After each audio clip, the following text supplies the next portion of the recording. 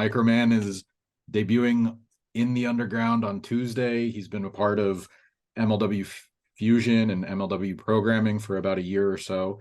But is there anything that people should maybe know about him that they haven't caught on to yet, or something you're just really excited about this next chapter in MLW TV? Oh yeah, absolutely. Now that we're on Reels, the MLW Underground fan base is growing week by week. Just at 139,000 viewers on Tuesday for Underground. And this upcoming Tuesday, it's the debut of Microman on Reels. And I think, for long-time MLW fans, of course, people already love Microman and know what he brings to the table. 3 feet tall, 62 pounds, an incredible athlete, second-generation wrestler, best pound-for-pound wrestler in the sport. But I think for people who are now just discovering MLW, which obviously there's a lot of new fans hopping on board now that we're on Reels, I anticipate on Tuesday that they will have their minds blown. You just mentioned an important stat. This is the third week for MLW Underground, but it's the highest watched show yet. So some good numbers early.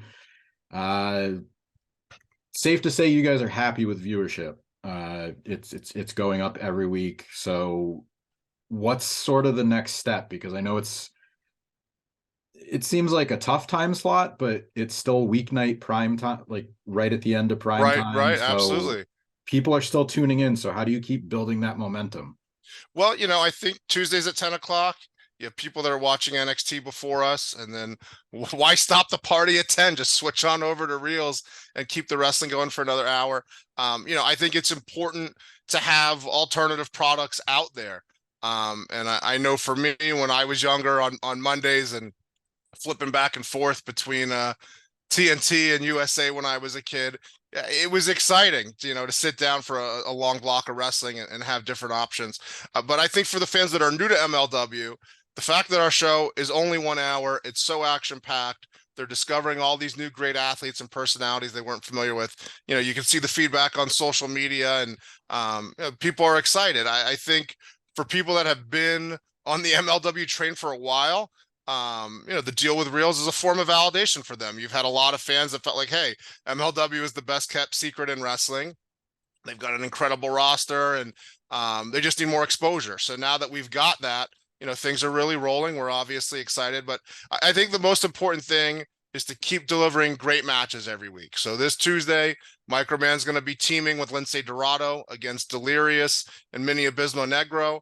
I expect it to be a banger. And, we just have to keep delivering the big time matches. I try, because I know some of the stuff is taped and it airs out of order, but Microman also has some issues with Real One. I know that was at least from a live perspective, that, and I won't say too much, but I know at the Philadelphia tapings, that went over really well. I heard some feedback from people that were there. It was well received. So is that something you consider when you're pairing him, like trying to build from a talent perspective? Like these guys will have the right connection, because for the most part it was like lucha stuff, and I don't Right. mean to summarize it too quickly or gloss over anything, but that's kind of the work he was doing. Now it's more like character work where it's a feud and, there's clear good guy, bad guy stuff going on. Is that something that you look at going forward, or is that something that sort of just happened naturally where you needed like Yeah, two I mean, guys to sort of work with each other? no, I think it's a little bit of both. I mean, for, the way this whole Micromania thing started, when we go back, a year or so, whatever it's been, where I made a public declaration, and it was completely legitimate and sincere, that I wanted to scout talent from all over the world. I wanted to find like who's the best pound for pound guy that hasn't been discovered yet. Um, and I did. I went on trips. I went to independent shows. I went to international events, trying to find a guy that the U.S. hadn't seen yet. And in my mind, it didn't matter if it was a heavyweight. It didn't matter if it was a middleweight. Who's the best pound for pound? And then, you have this ta-da moment when Hmm. you see Microman for the first time, and it's Baby Yoda come to real life. And sure, you have the initial shock factor when you see how genuinely small he is, even compared to other mini wrestlers that there have been in the past. But I think what it really sunk synced everything for me was just how great he was in the ring, right? This Mhm. guy is not a novelty wrestler. He's a real deal. He's incredible. And so I think organically at first it was important, show that he can wrestle. Show the fans that this is not a gimmick. He really just is an incredible wrestler that's 62 pounds. Once that was established, putting him in an environment that he was comfortable in, trios matches with luchadors, and that's obviously he's from Mexico, and that's the style down there. And once the fans got a chance to see, hey, this kid's legit. This kid's actually like a great wrestler, then I think you have a little more flexibility of, let's put him in some 2-on-2 situations. Let's put him in some 1-on-1 situations. Let's see what he's got outside of his comfort zone. And I think for the viewers on Reels, they'll see him on Tuesday for the first time. You've mentioned maybe where this journey is heading. And I think it's going to be a fascinating journey to watch. Yeah, I think you hit on a good note right there. Like, you're presenting him as an athlete, you're presenting him as somebody that's capable in the ring, not treating him like a joke, which, not singling any promotion out, but it's happened in the past where it was, even just something, calling them midget wrestlers instead of Right, mini right. wrestlers. Like, that connotation's there where you're not even really taking them seriously. So why should fans? And then it kind of sets the trajectory off in the wrong way. So I've really enjoyed the work that he's done in the ring. And then you also have the stuff like pulling up to the arena on the micro or the motorcycle, and then just something like, Yeah, I still think seeing him backstage sharing his snacks right. is just it's so subtle, but it's like one of the funniest things that I've watched, and there wasn't much going on. It was just there. I think there was very little dialogue, if anything. It was like a fight broke out because like somebody wanted his snacks or something. Sure. And now that he and I have spent like almost a year and a half on the road together, um, with not being able to exchange a single word between each other, the genuine bond that we have is very unique because we have not communicated verbally in any way, even once. And he goes from this undiscovered kid from Mexico, has no idea what he's walking into, and the public just instantly fell in love with him. And you can't see the look on his face because he's got a mask, but you can see his demeanor in the ring, the demeanor in the back. This is a kid living his dream. Every city he walks into, every single person is on their feet chanting Microman. Out of my now, God, I don't want to date myself here, but 25 years in the industry, it's one of Mhm. the most special things I've ever seen. So I couldn't be more pleased with how this has all turned out. There were certainly skeptics. I build this big search and I finally give my reveal, and there were people that thought like, is this a joke? And so, credit to his athletic ability to prove those naysayers wrong, make me not look like an idiot in the end, which I easily could have with all that hype, and then out walks a 3-foot wrestler. So, I think there's certainly some internet fans Mhm. who are skeptical. They take their wrestling very seriously, and they should. As do I, as I'm sure you do, and give this kid a chance to win you over. There is nobody that works harder than him, trains harder than him, wants to live this dream more than he does, and he puts in the work. He puts in the work, and every single time I see a Microman match, he pulls out something new that blows my mind. Yeah. Uh, a couple other names that people might be familiar with, but obviously somewhat new to an MLW audience. Uh, John Hennigan, Sam Adonis, and Delmy Exo are three of some of the more recent appearances. But uh, now that you guys are moving over with the new show with Reelz, and I know Court's talked about this, and I'm just paraphrasing, but he kind of said like you have some contracted talent, like a Hammerstone, like a Jacob Fatu, but then you have these other people that you work in to sort of keep it fresh and Right, right. based on their own availability. Are you looking at signing more talent now that you have the opportunity to with Reels? Has the plan changed at all? Like, because you're seeing these new names, but maybe like how long should fans expect them to stick around? Sure, sure. You know, a lot of it's a case by case basis. You know, I do all the contracts in MLW, so you're asking the right guy. Yeah, are we still looking to sign more talent? Absolutely. I have two talents in particular this week that I've been working around the clock trying to get the signature on the dotted line. And but it is important too for, you know, for flexibility of the roster, to keep things fresh for the fans. Yeah, you are going to have some familiar faces that maybe are going to come into an MLW ring for 3 months, 6 months, and not necessarily 3 years. And I think it's important to have that flexibility.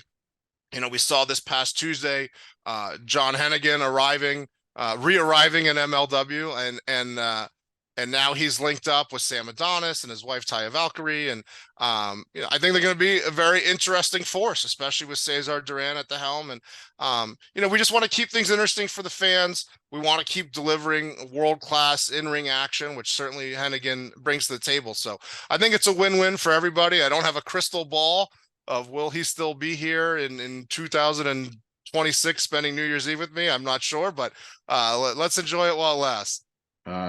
Cesar's a good example of somebody that, you know, had a major storyline, the Azteca stuff going on, didn't necessarily completely go away. He was kind of had his fingerprints on it or in the background, and now he's sort of coming back, showing that he doesn't have to be the main focus of the show. And there's obviously something cool going on with the connection to Johnny and Taya. And then Sam wasn't part of the original. Right.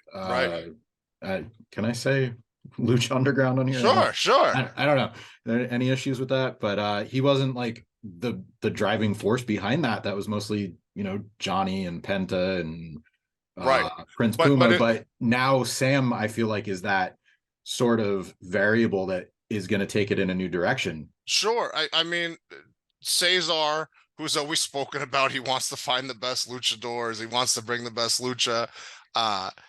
Look, Sam Adonis for quite a while now has been a major headliner in Mexico and continues to be. So if the MLW audience is not as familiar with Sam, they're going to become familiar pretty quick. You know, he's a big star down in Mexico. I think he's got all of the tools to be a big star here in the United States. A guy at that height that can the picture perfect 450 off the top rope and all sorts of other, you know, crazy moves he can pull out for a guy of his size. I really think he's an amazing talent, and I think the fans that he's kind of new to their world, they'll find that out pretty quick. Yeah, and I spoke to him a couple months ago. I think it was right before his MLW debut, and just hearing his philosophy on working as a heel and, you know, right, just sort of carrying that into today's wrestling, where it's like, all right, you can be a heel, but you don't have to like go out and pander to the crowd at intermission and sell a t-shirt. Right. But, you know, you can still have a connection with them, so to speak. Like, I said I didn't want to do it for something else. I'm glossing over what we talked about now, but it's going to be, I think, really interesting to see. I think he's going to have a good command of that crowd based on what he feels about the crowds he's worked in front of and some of the cities that you guys visit, like a Philadelphia. You know, he's just naturally a heel. Look, he's one of the biggest pains in my ass of anybody in the company. You know, and that's one of the beautiful things about MLW. We don't have like a room of writers telling you who to be.